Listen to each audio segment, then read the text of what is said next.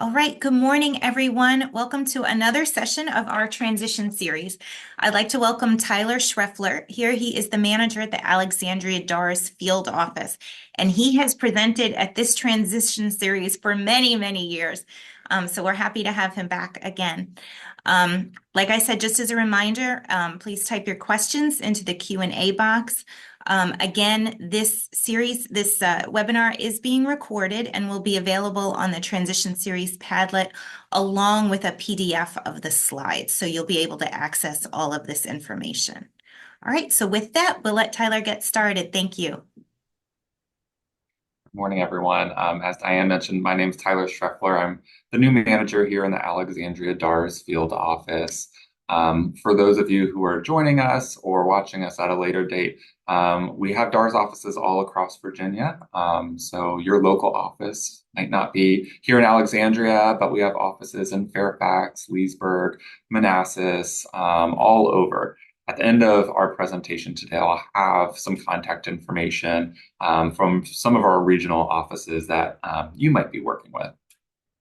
Today's presentation is really just to give a broad overview of the Department for Aging and Rehabilitative Services and give you more information so that you can hopefully support your individual, or if you're seeking services yourself, you can have a better understanding of how to access services. Right. So some of the objectives for today's webinar is to help you all develop a little bit of a better understanding of what DARS is, what we do as an agency, and the types of services we have to offer. I'm going to talk a lot today about what we call pre-employment transition services, or PREETs. I'll talk about why PREETs are important, so that you have an understanding of how DARS can assist in the student's transition process. I will also share some information about how to get connected to services for specifically pre-employment transition services. I'll also share a little bit of information about how you can connect and who's part of the process along the continuum of our services. So who do you need to know about? And then as we kind of transition through that continuum of services, I'll provide more information about our vocational rehabilitation services and how to apply and be found eligible for that program. Towards the end of the presentation, I'll also give a little bit of information about some of the limitations of our agency and some of the things that we're not able to do, but maybe be able to help connect individuals to other local community resources. So to get started, I thought we would just talk a little bit about what the mission of the Department for Aging and Rehabilitative Services is, or DARS. So here in Virginia, the Department for Aging and Rehabilitative Services, our mission is to improve the employment, quality of life, security, and independence of older Virginians, Virginians with disabilities, and their families. DARS is a federal and state program which offers what we call vocational rehabilitation services for individuals with disabilities. And the goal is to prepare them and support them in entering and maintaining competitive integrated employment. I like to think of the agency of DARS as this big umbrella, and under that umbrella of DARS, there's different spokes and different programs. Today, I'm specifically talking about services that you can access through the Division of Rehabilitative Services, which is one of the subsects of the department. The Division of Rehabilitative Services, or DRS, is specifically here to support individuals with disabilities by providing pre-employment transition services and vocational rehabilitation services to help this population prepare for, secure, retain, or regain employment. As I mentioned previously, one of our large focuses is on employment, but specifically what we call competitive integrated employment. So I'll take a second to talk a little bit about what competitive integrated employment is. So in 2014, the Workforce Innovation and Opportunities Act was passed, which defines competitive integrated employment as work that is performed either on a full-time or part-time schedule where an individual is compensated at or above minimum wage and comparable to the customary rate paid by the employer to employees without disabilities who are performing the same duties and with similar training and experience. So again, we're looking at what is the pay, and is it competitive pay, and is it the same rate of pay as non-disabled peers with the same position and qualifications. The other aspect of competitive integrated employment that we're looking at is that the individual has the same opportunity to receive benefits that are provided to other employees without disabilities in similar positions. In competitive integrated employment, we're also looking at the environment the individual is working in. So at their work location, the employee should have the opportunity to interact with other individuals without disabilities and presented with opportunities for advancements similar to employees without disabilities in similar position. So again, the focus of our work is to help our clients and the population we serve compete with the labor market for jobs where they're working alongside non-disabled peers and have the same opportunity for pay, benefits, and advancement as non-disabled peers. So those are the types of goals that we're working with our clients on pursuing. I'll also share this slide, which goes over a little bit of this continuum I've mentioned a few times. So DARS has a wide range of services that individuals can access throughout their life. The earliest set of those services being pre-employment transition services. So pre-employment transition services offer students with disabilities an early start at career exploration in preparation for adult life. Individuals can start receiving pre-employment transition services as early as age 14. And especially through those transition years, we can work with students to help them better prepare for life after high school. As individuals move through this continuum, they can then begin to receive vocational rehabilitation services, which are accessible throughout life.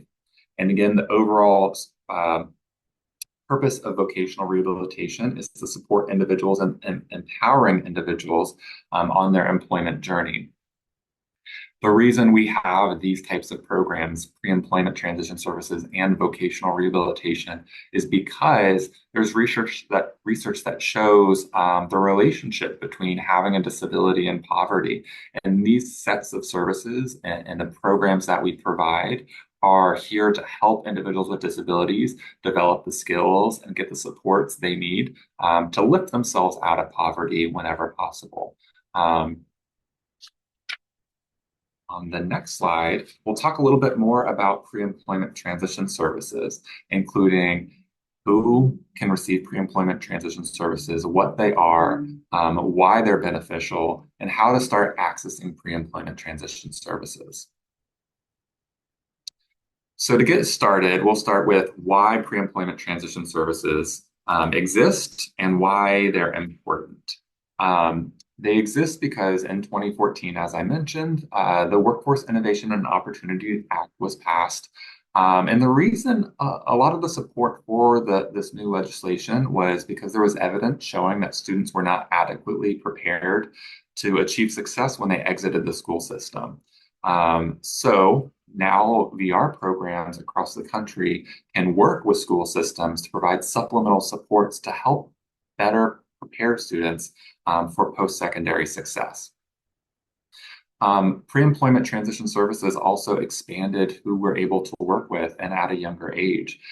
So now we're able to work with students as early as age 14, maybe starting as early as like freshman year in school, and then working throughout their high school journey so that by the time they're exiting, they're making more informed decisions about their transition goals. They may have had the opportunity to explore the world of work through job shadows, informational interviews, things like that. Pre-employment transition services also expanded the types of services we're able to offer to students. And we'll talk a little bit more about what those services look like on the next couple of slides.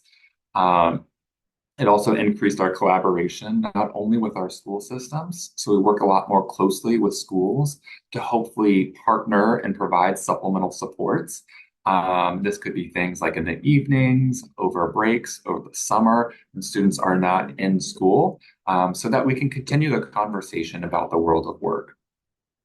So pre-employment transition services includes helping students with disabilities be more prepared for and helping them believe that they can go on to be successful in either a college or post-secondary training program or go on to work and start making a wage and a living.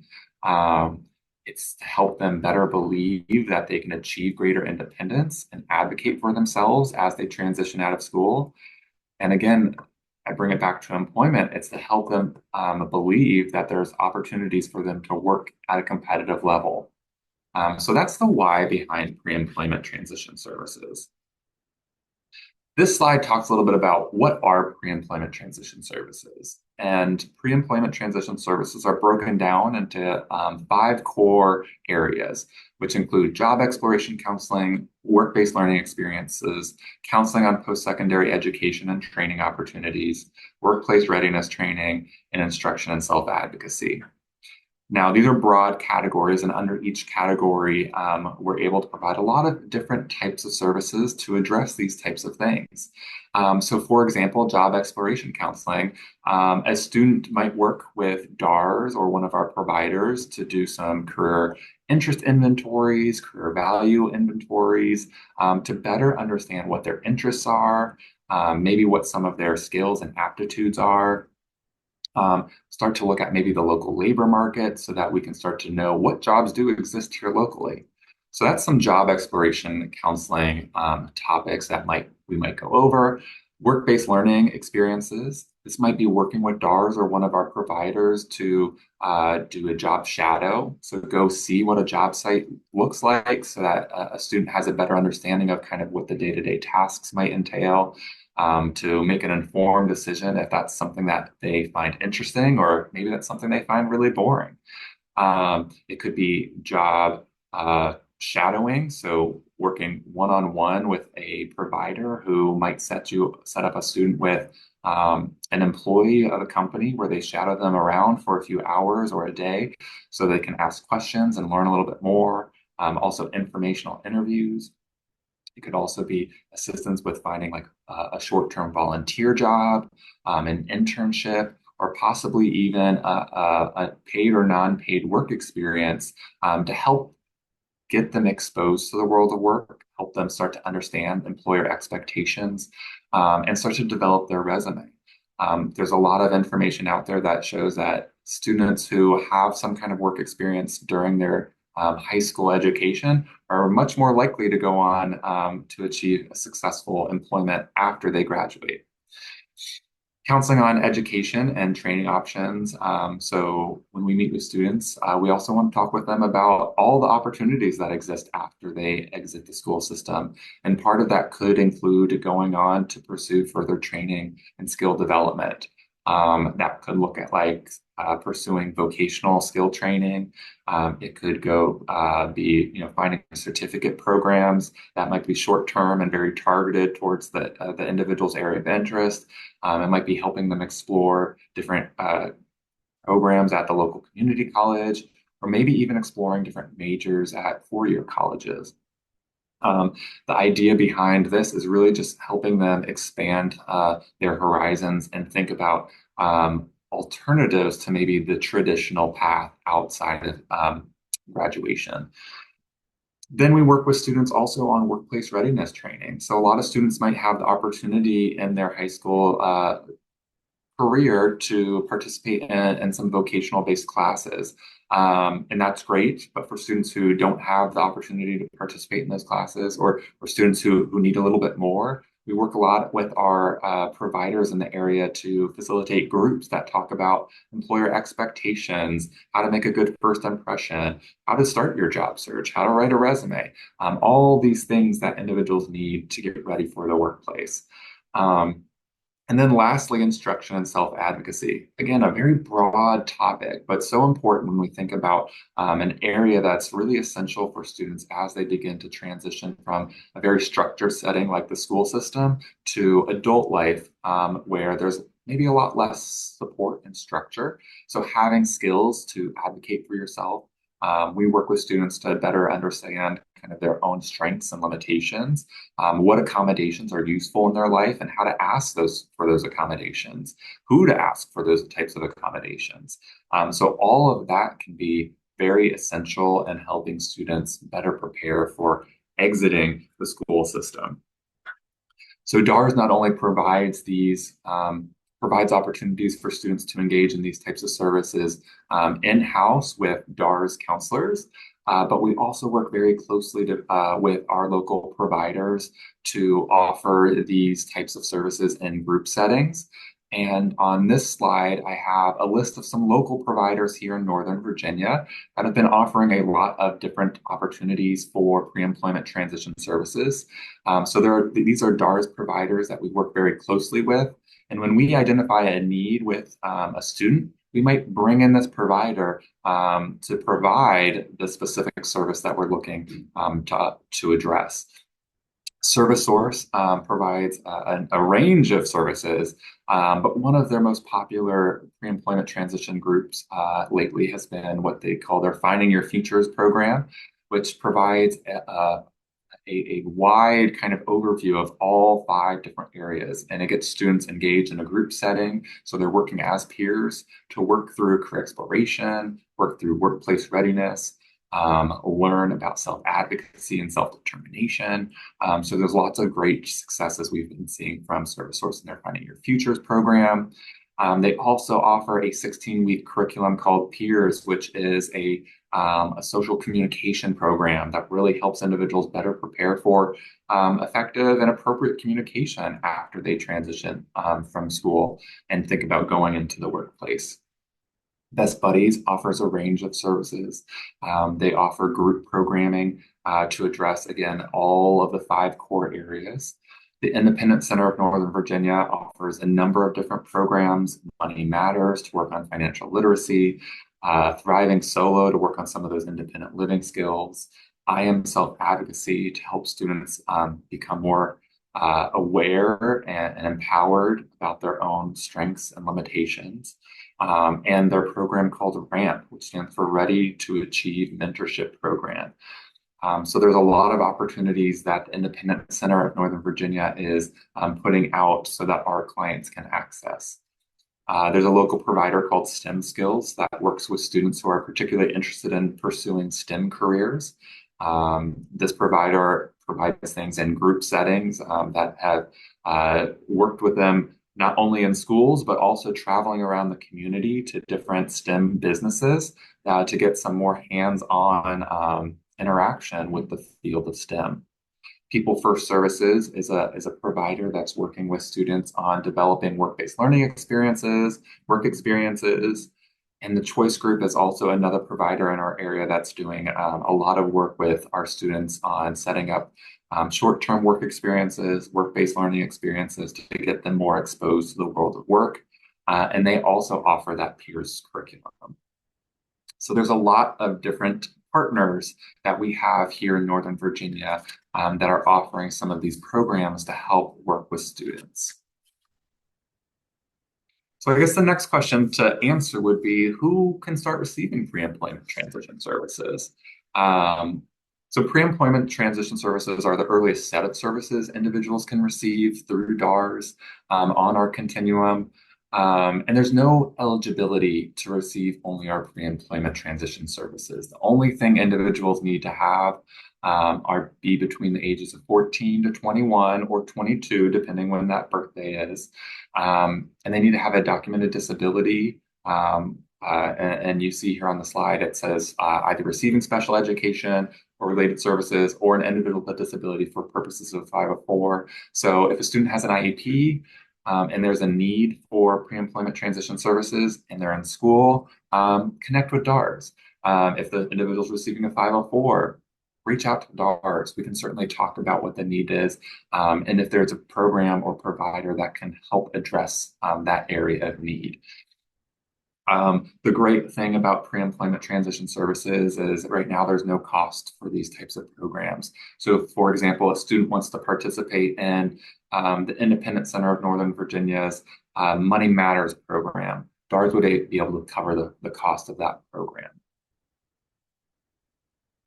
So again, students with disabilities are defined as individuals who are in a recognized education program between the ages of 14 to 21 or 22 and have a disability. So if an individual is a student with a disability and they're interested in accessing just pre-employment transition services, it's really easy to get started. You can contact your local DARS office directly. And again, I'll have contact information at the end of our PowerPoint today. So you can contact your local DARS office to get started with a counselor who will meet with you and the student to sign one page of paperwork, and then talk to you about what the need is and start to put a plan together about what the direction will be and what programs might be appropriate for that student to participate in. The other alternative is if you're working with your school transition coordinators or transition specialists can help you get connected to DARS. A lot of times, DARS has a presence in the school systems here in Northern Virginia. So talk to your transition coordinator and see if you can, get in on an upcoming meeting where DARS is going to be at the school so that you can get some paperwork signed and get moving on pre-employment transition services. As far as what we need as an agency to get things moving to start the pre-employment transition services, it's going to be signed consent form from a parent. There has to be a need for one of these services. Um, there's got to be documentation of a disability. So as I said before, maybe like an IEP 504, something like that. And then we also, once an individual is open, we have to be making progress. So, if someone connects at 14, we're going to expect that they keep participating in services until the time that they're exiting, or we might close their case and then have them reopen at a later date if their need is addressed at a certain time, and then they can come back closer to exiting. So I'm going to take a minute here to pause and take a look at the Q&A to see if we can ask or answer any questions before we move on to talk more about our vocational rehabilitation services. So up until now, we've talked a little bit about the broad picture of DARS and pre-employment transition services. So if you have any questions about pre-ETs, feel free to put them in the Q&A. All right, we've got a question in the Q&A from an attendee that says, what is the Maryland organization or agency who does the same thing as DARS? So Maryland's program is called DORS, which is Department of Rehabilitative Services. And you can go to their website to find out how to access services through your local office in Maryland.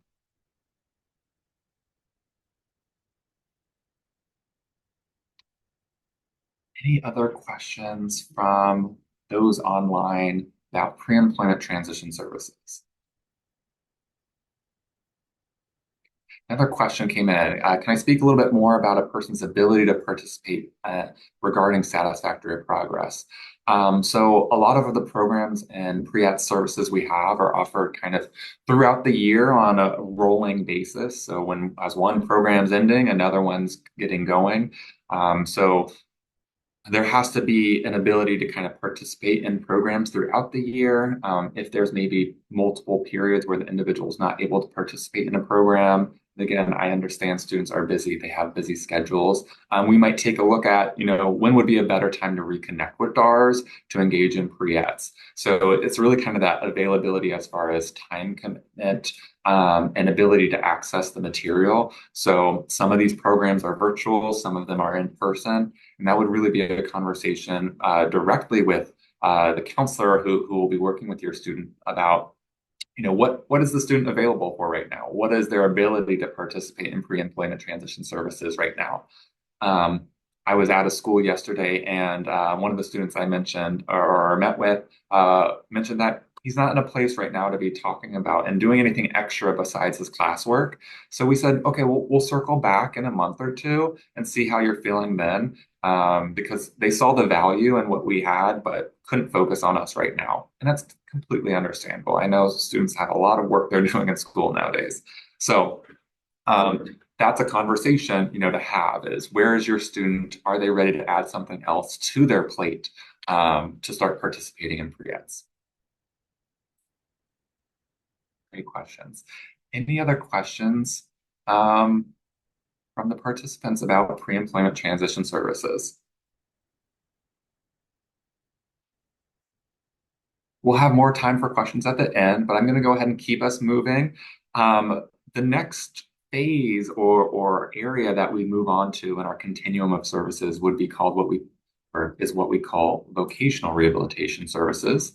Um, and I like to think of pre-employment transition services kind of as the appetizer of services. It's just to get students kind of interested, get their, you know, like an appetizer. It's not going to fill them up completely, but it's to get them kind of interested in and starting to think about the world of work.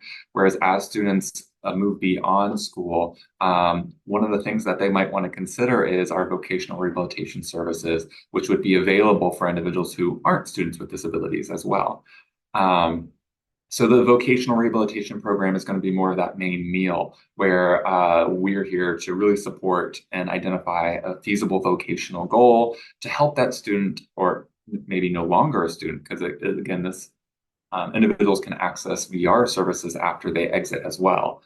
Um, so the vocational rehabilitation program is really helping those individuals with disabilities get ready for, prepare for, and hopefully keep those jobs. That's really the important key part, is keeping and maintaining employment.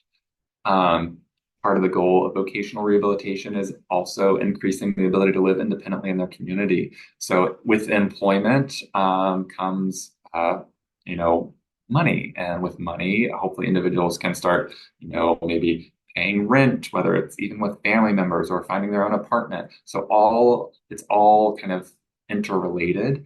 Employment is a very big aspect of an individual's longer term independence goals. So having successful employment can certainly get them started towards living a more independent life and being a more contributing citizen in their community. We work with individuals of all different types of disabilities. And the VR program, unlike receiving just pre-employment transition services, the VR program is an eligibility program. And if determined eligible, individuals would collaborate with a vocational rehabilitation counselor to identify and address their barriers to employment through a tailored plan for employment. I like to talk about that tailored plan because a lot of individuals think that coming to DARS, we might be a placement agency and we've got jobs ready to go. But a lot of times it's a process. It could take some time to really address some of those barriers to employment and make sure that we're not only putting a Band-Aid on it, but we're maybe fixing or addressing or giving the individual the skills they need in order to overcome those barriers so that they can maintain employment long term versus falling into a pattern where they might be able to get jobs, but maybe not keep jobs, if that makes sense. So again, VR services are a process, and the individual has to be open to working through that process with the counselor and addressing some of those barriers to employment. So when I mentioned that the VR program is an eligibility program, there's a lot of things that we look at when individuals apply for services. Individuals are we evaluate an individual's eligibility by looking at documented diagnosis of a disability. That disability has to create a substantial barrier to getting or keeping a job, and there has to be a reasonable expectation for the individual to achieve an employment outcome with the provision of vocational rehabilitation services. So does DARS or does the VR program offer a service that's going to support that individual in achieving a successful employment outcome? We also look at a few other things, such as the individual must be legally eligible to work in the United States. They have to live, work, or go to school here in Virginia. And maybe most importantly, they have to be willing and able to go to work. I know a lot of times, especially with younger populations, not necessarily having the motivation yet to go to work, we can't force people to engage in our services. Our services are consumer directed, and an individual has to want the support and want to access our services and receive support in going to work. So that's a really important factor. We can't force people to go to work. So if you have a student who's in school, certainly talk to your school about any supports or transition services the school offers. A lot of times school systems will have a point of contact who will connect you with DARS, but also feel free to connect directly with DARS in your local area. Um, Things to kind of think about and prepare if you're going to be coming in for a DARS vocational rehabilitation intake.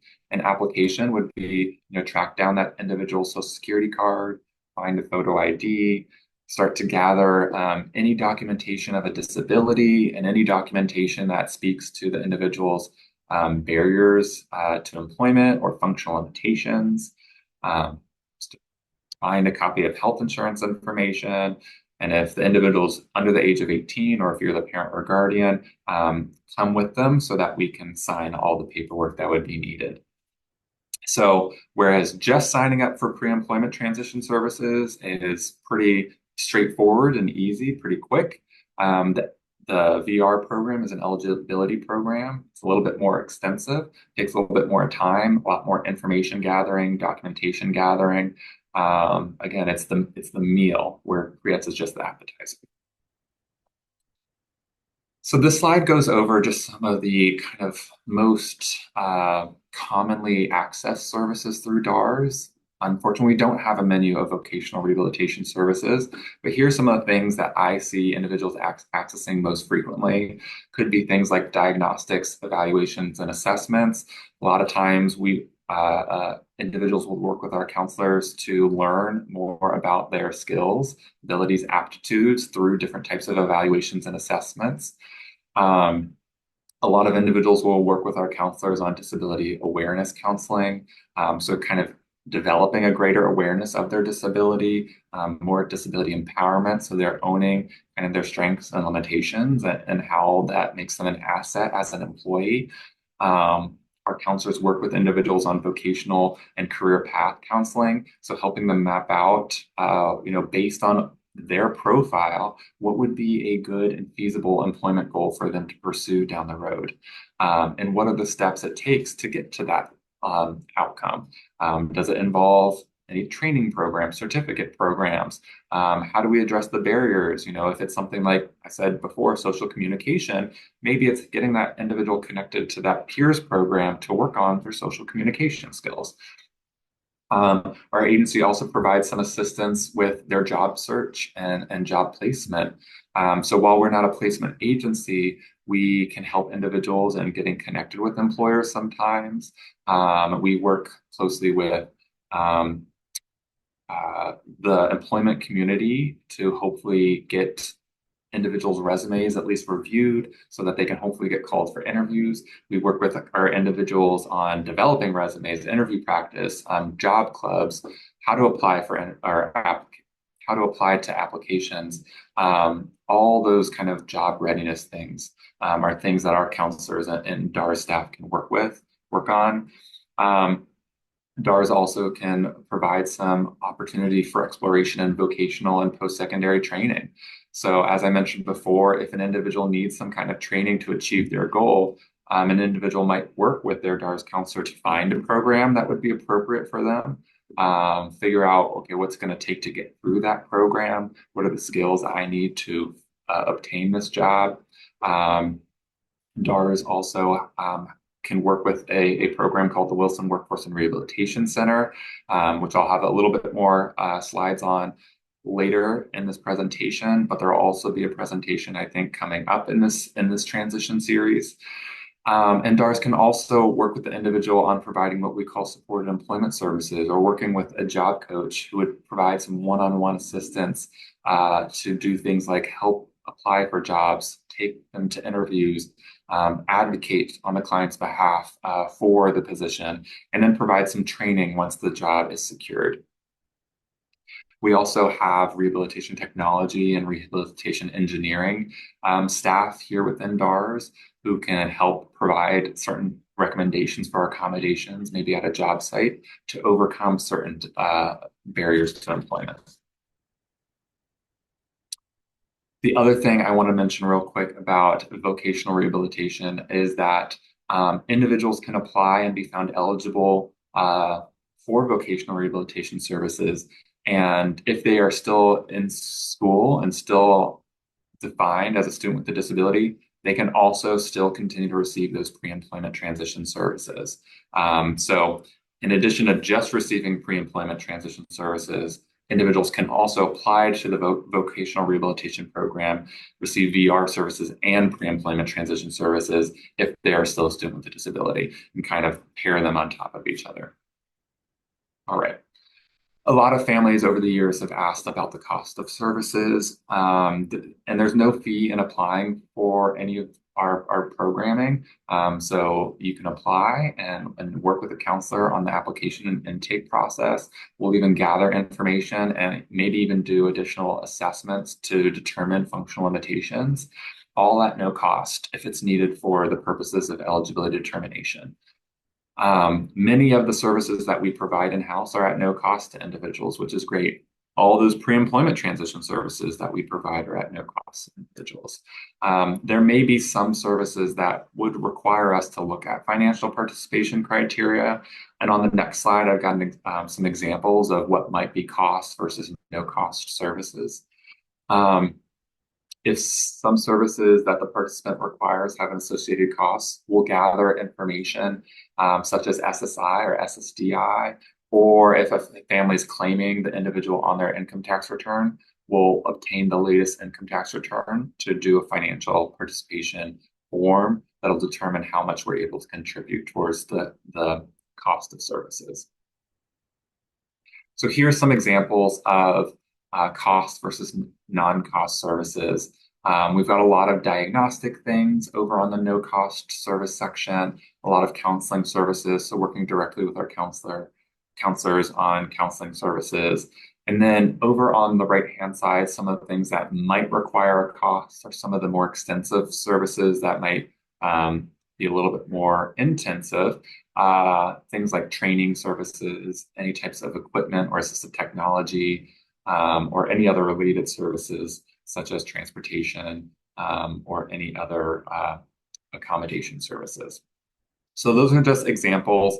Everything's individualized though. So as you're working through the process, your counselor will work with you when developing an individualized plan for employment to kind of address what services would be cost versus non-cost based services. Right. So again, some of the limitations of DARS, over time, I've had a lot of individuals come to us thinking that we have jobs lined up already and that, applying to services, they'll get a job the next day or they'll get a job within a week. As I mentioned, we're not a placement agency. Part of our goal is to work with individuals on addressing their disability and the barriers that they face as an individual with a disability when it comes to finding and maintaining employment. And a lot of times that can be a process. So it's really a collaborative process to work through those barriers to achieve employment. Employment's the goal and the hopeful byproduct of the work that we do together. So we're not a placement agency, and the individual must be active and working through the process with their counselor or job coach.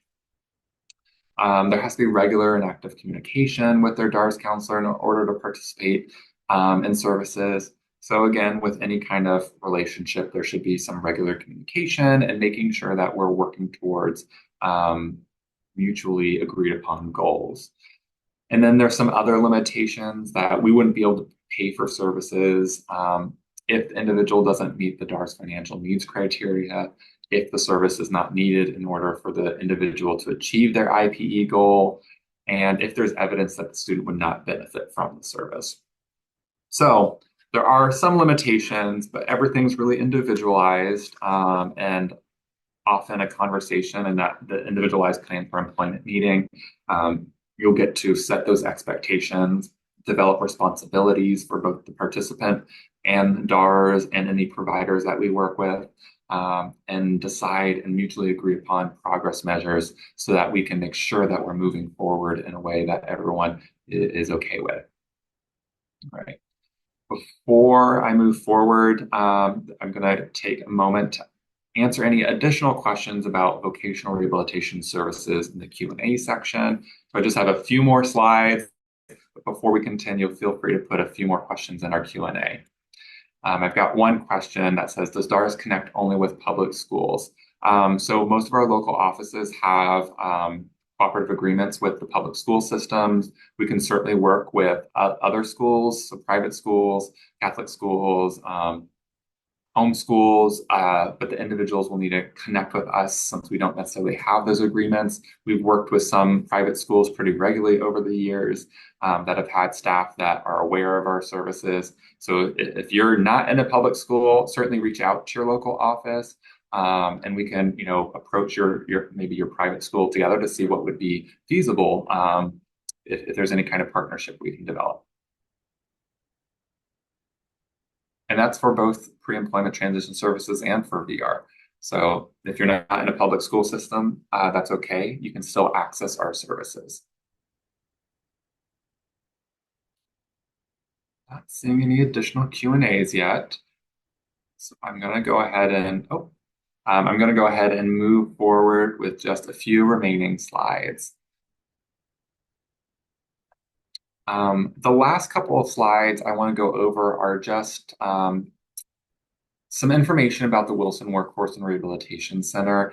This is just going to be a broad overview. I'm not going to get too specific, but I did want to put it out there that access to the programs at the Wilson Workforce and Rehabilitation Center are things that DARS clients can participate in if it's vocationally necessary and appropriate.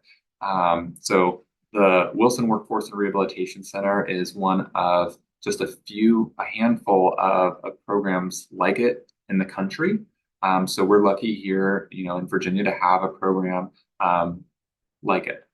WWRC for short provides individuals with disabilities comprehensive and individualized services that lead to employment and improved independence.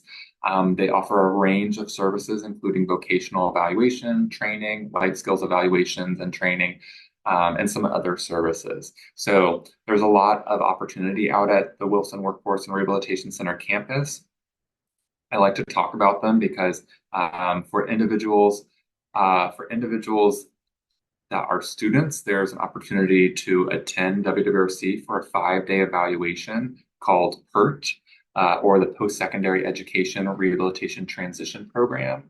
The PERT program is a 5-day program on campus where students can be assessed in 2 to 3 different vocational areas, in addition to being assessed in their independent living skills and social skills. The goal of this PERT program is that to provide a comprehensive evaluation and then be able to share that with the family and the school so that any recommendations can be incorporated into the IEP planning for the following years, so they can be working towards the things needed for a greater transition from school. Now, there's other opportunities to go out to WWRC. You don't just have to be a student. So for adults, there's the same program available as a vocational evaluation, which would be 5 days, where adult clients, so individuals who aren't in school, would have the opportunity to be assessed in their skills, interests, and abilities. They'd be assessed in their work behaviors, work performance. And then as a team, we would review the reports and recommendations with the individual to determine, okay, how do we move forward? What are the barriers we need to address? Are you recommended for any kind of training? And how do we move forward from there? So these are some of the evaluation services WWRC offers. If individuals do really well in these programs or vocational evaluation, they might get recommended to return to campus. For students, they wouldn't be able to return right away. They'd have to be out of their education program. But for adults, they might be able to return right away for some of the recommended programs. Currently, here are the areas that individuals can be evaluated in at WWRC. You can see kind of the big core areas: building trades, business and IT, humanitarian, electrical and mechanical trades, and then services. So those are kind of the core areas. And under each area, there's different special or specific areas of interest that can be evaluated. Again, if someone's recommended and does well, they might be recommended to return for vocational training. These are the areas that WWRC currently offers for vocational training programs.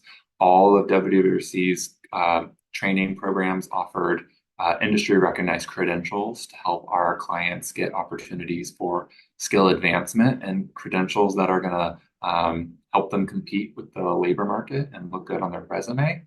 Um, WWRC is set up like a small college campus where individuals would live in dorms during the duration of their evaluation and training.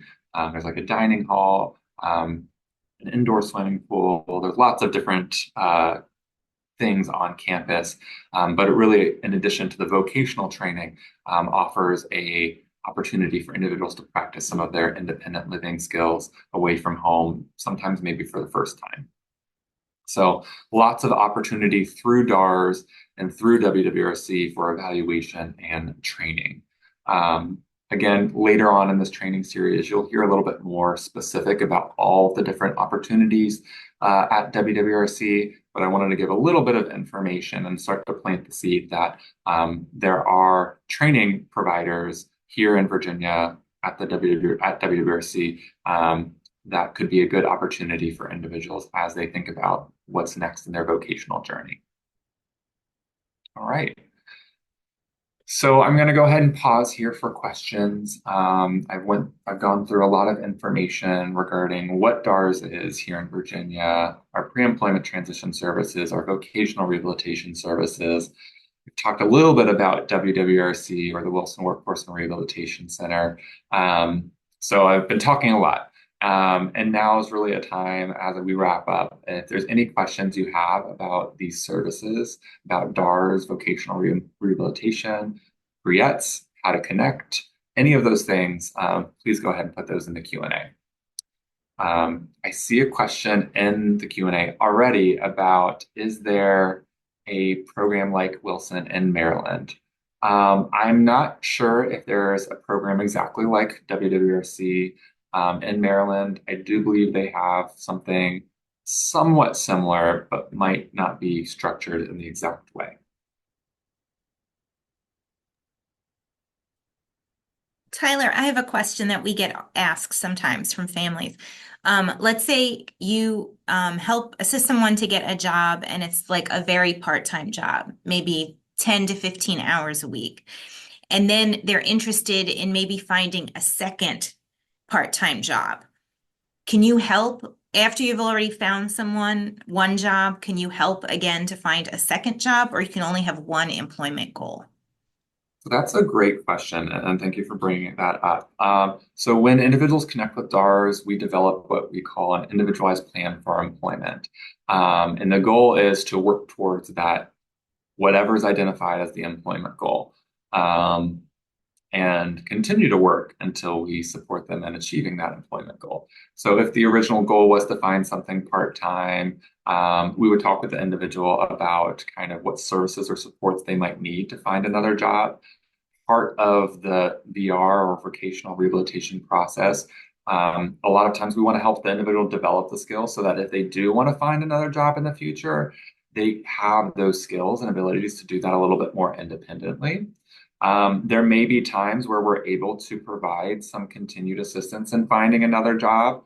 However, the other thing I like to remind people about is DARS is considered a short-term employment support. So once an individual achieves a job that matches their employment goal, we'll follow along for 90 days of stable employment and then close the case successfully. But someone can always come back and reapply. And I've seen that happen where maybe they wanted to maintain a position, maybe their first part-time job for a year. Well, maybe 6 months into that period, we're closing their case.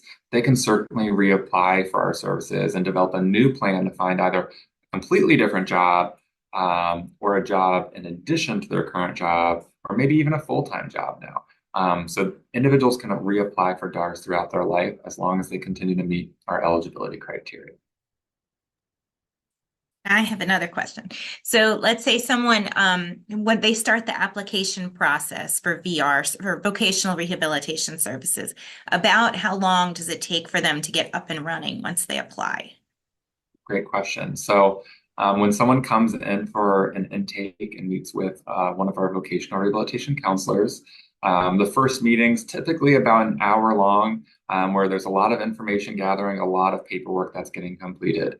Our federal regulations are that we need to complete eligibility determination within 60 days.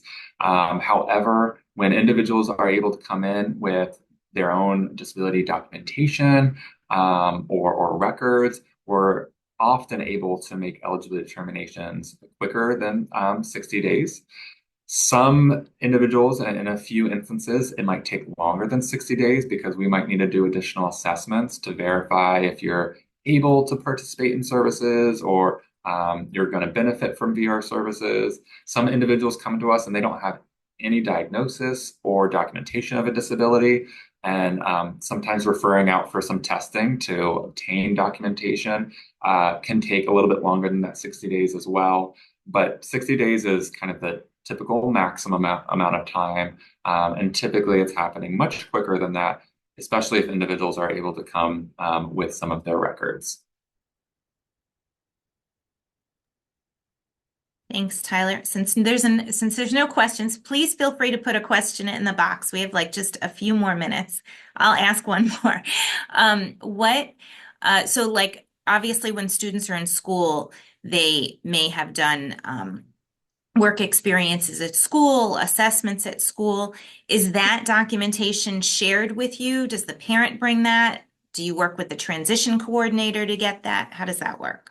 So a lot of times, and I can speak specifically about the schools that I've had partnerships and covered here in Northern Virginia, so Fairfax County Schools, Alexandria City, Arlington, um, and I'm sure Leesburg or Loudoun County Schools do something similar. But when we work very closely with the transition coordinators, and part of what they provide us once we sign the appropriate releases of information are things like IEP, sociocultural evaluation, educational evaluation, the school psychological report, and any kind of assessments, work-based assessments the schools might have already obtained. Um, any notes, so if the student has had any kind of internship or work experience through the school, any notes that the school has done, they often provide in that packet for us. If your student has had any of those experiences, make sure you bring that up during the intake process, though, because if for some reason the school didn't, think about providing that, we can always collect it after that initial intake. Or the other thing too, I know a lot of times, sometimes families have private evaluations, and sometimes those private evaluations might paint a clearer picture of the individual or have additional information. A lot of times, families, if you're able to provide that directly to your DARS counselor, that can get the process going as well. That's great information. All right, some more questions coming in on the Q&A. Thank you. Can DARS assist qualified applicants who are in high school, younger than 21, find jobs? So there's lots of different opportunities for DARS to provide supplemental supports to the school systems while they're still in high school. Part of that is potentially providing some supports for short-term employment. Through pre-employment transition services, we can provide what we call work-based learning experiences or work experiences, which would allow us to connect a student to one of our providers to hopefully identify a job and provide a maximum, I think, of 8 weeks of support. So it would be a short term, but it's again an appetizer taste. What is it like to work? And that would be supported by the job coaching provider. So there would be an opportunity to find some jobs. A lot of times schools and transition coordinators in the schools can also assist individuals in applying for and finding employment. So again, leverage all your resources. Talk to DARS, talk to the school. We can certainly partner together. The other thing about finding student jobs is that, again, they're not lined up already. We'd have to work with the provider and the student to apply for jobs and find an opportunity for them. Ideally, when do you want to see students engage in pre-ETs? Great question.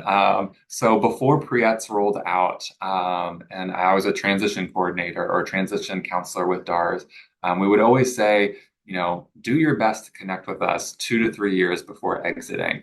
And I would say at a bare minimum, still keep that in mind, 2 to 3 years before exiting. Now, if someone's staying until age 21, 22, maybe connecting with us towards the end of their years in their base school to start the conversation about pre-eds is a good time. It's really going to be dependent on the individual, and you could certainly reach out to DARS to kind of staff, talk about your student and see where they are in their transition process, get an idea. Maybe now is not the best time, but the spring would be. So it is all individualized based on you and your student and kind of what they're ready for and what their needs are. But I would say certainly try wherever possible to connect to us, probably at least about 3 years, if not earlier. But what I typically see is probably about 3 years prior. Some individuals connect to us in the last couple months before they transition. So, there's also no cutoff time necessarily to connect with DARS. You can connect with DARS even after you transition. But the more time we have, the more, things we can do together, the more plans we can put in place over a gradual period of time versus rushing everything all at once. So, yeah, hopefully that helps answer that.